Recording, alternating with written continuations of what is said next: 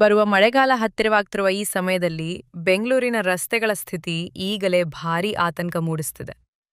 ಎಲ್ಲೆಲ್ಲೂ ಗುಂಡಿಗಳು ಬಿದ್ದಿರೋ ರಸ್ತೆಗಳು ಮಳೆ ಬಂದಾಕ್ಷಣ ನೀರಿನಿಂದ ತುಂಬಿ ಸ್ವಿಮ್ಮಿಂಗ್ ಪೂಲ್ ತರ ಕಾಣಿಸ್ಕೊಳ್ಳೋದು, ಒಳಗಡೆ ಎಷ್ಟು ಆಳದ ಗುಂಡಿ ಇದೆ ಅನ್ನೋದು ಗೊತ್ತಾಗದೆ ದ್ವಿಚಕ್ರ ವಾಹನ ಸವಾರರು, ಕಾರು ಚಾಲಕರು ನೇರವಾಗಿ ಅದರೊಳಗೆ ಬಿದ್ದು ಅಪಘಾತಕ್ಕೆ ಒಳಗಾಗೋ ಅಪಾಯ ಜಾಸ್ತಿಯಾಗಿದೆ.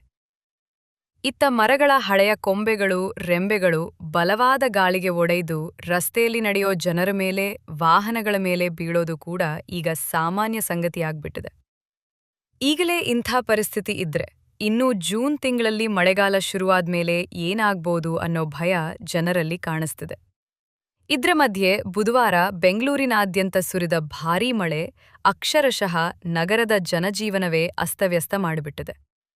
ಒಂದೇ ದಿನ ಸುರಿದ ಮಳೆಯ ಪರಿಣಾಮವಾಗಿ 10 ಮಂದಿ ಜೀವ ಕಳೆದುಕೊಂಡಿರೋದು ಪರಿಸ್ಥಿತಿಯ ಗಂಭೀರತೆಯನ್ನ ತೋರಿಸ್ತಿದೆ.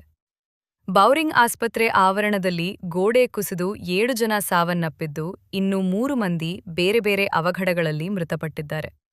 ಈ ಮಳೆ ತಂಪು ತಂದಿದ್ರೂ ಅದರ ಜೊತೆ ತಂದ ಅವಾಂತರ ಮಾತ್ರ ದೊಡ್ಡ ಮಟ್ಟದಲ್ಲಿದೆ. ಏಪ್ರಿಲ್ 29ರಂದು ದಾಖಲಾಗಿರುವ 111 ಮಿಲಿಮೀಟರ್ ಮಳೆ ಹಲವು ವರ್ಷಗಳ ದಾಖಲೆಯನ್ನ ಮುರಿದಿದೆ.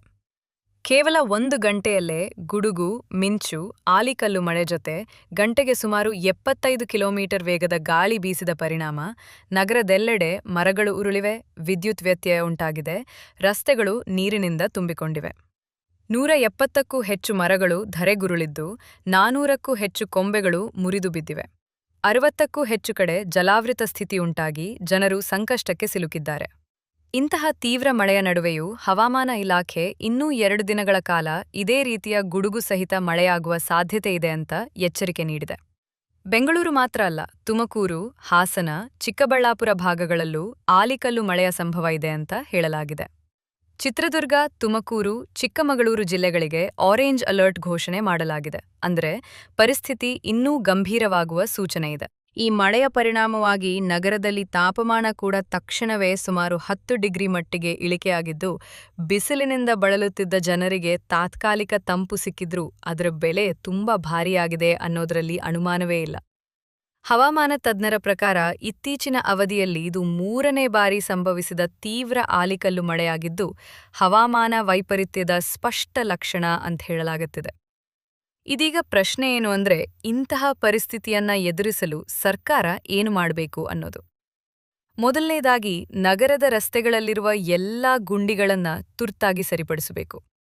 ಮಳೆ ಬಂದಾಗ ನೀರು ನಿಲ್ಲದಂತೆ ಸರಿಯಾದ ಒಳಚರಂಡಿ ವ್ಯವಸ್ಥೆ ಮಾಡಬೇಕು. ಇಲ್ಲದಿದ್ರೆ ಪ್ರತಿ ಮಳೆಯಲ್ಲೂ ಇದೇ ಸಮಸ್ಯೆ ಮರುಕಳಿಸ್ತೇ ಇರುತ್ತದೆ. ಎರಡನೇದಾಗಿ ಅಪಾಯಕಾರಿಯಾಗಿರುವ ಹಳೆಯ ಮರಗಳು ಮತ್ತು ಒಣ ಕೊಂಬೆಗಳನ್ನ ಮುಂಚಿತವಾಗಿ ಗುರುತಿಸಿ ಕಡಿತ ಮಾಡೋ ಕೆಲಸವನ್ನ ವೇಗವಾಗಿ ಮಾಡಬೇಕು.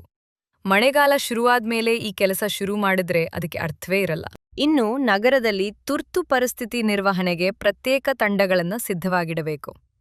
ವಿದ್ಯುತ್ ವ್ಯತ್ಯಯ, ರಸ್ತೆ ಜಲಾವೃತ, ಮರ ಬಿದ್ದು ರಸ್ತೆ ಬಂಡಾಗೋದು, ಇಂತಹ ಸಮಸ್ಯೆಗಳಿಗೆ ತಕ್ಷಣ ಸ್ಪಂದಿಸುವ ವ್ಯವಸ್ಥೆ ಇರಬೇಕು. ಜನರಿಗೆ ಕೂಡ ಮುನ್ನೆಚ್ಚರಿಕೆ ಮಾಹಿತಿ ಸರಿಯಾಗಿ ತಲುಪುವಂತ ವ್ಯವಸ್ಥೆ ಮಾಡಬೇಕು. ಒಟ್ಟಾರೆ ನೋಡಿದ್ರೆ ಬುಧವಾರ ಸುರಿದ ಮಳೆ ಕೇವಲ ಒಂದು ಮಳೆ ಅಲ್ಲ, ಮುಂದಿನ ದಿನಗಳಲ್ಲಿ ಎದುರಾಗಬಹುದಾದ ದೊಡ್ಡ ಸವಾಲಿನ ಮುನ್ನೋಟ ಅಂತ ಹೇಳಬಹುದು. ಈಗಲೇ ಕಟ್ಟುನಿಟ್ಟಿನ ಕ್ರಮ ತೆಗೆದುಕೊಳ್ಳದಿದ್ದರೆ ಬರುವ ಮಳೆಗಾಲದಲ್ಲಿ ಬೆಂಗಳೂರಿನ ಪರಿಸ್ಥಿತಿ ಇನ್ನಷ್ಟು ಕಷ್ಟಕರವಾಗೋದು ಖಚಿತ.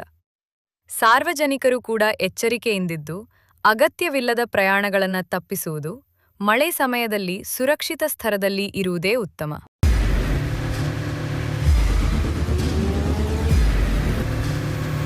ಪ್ರಜಾಮಾರ್ಗ ನ್ಯೂಸ್, ಇದು ಜನಸಾಮಾನ್ಯರ ಧ್ವನಿ.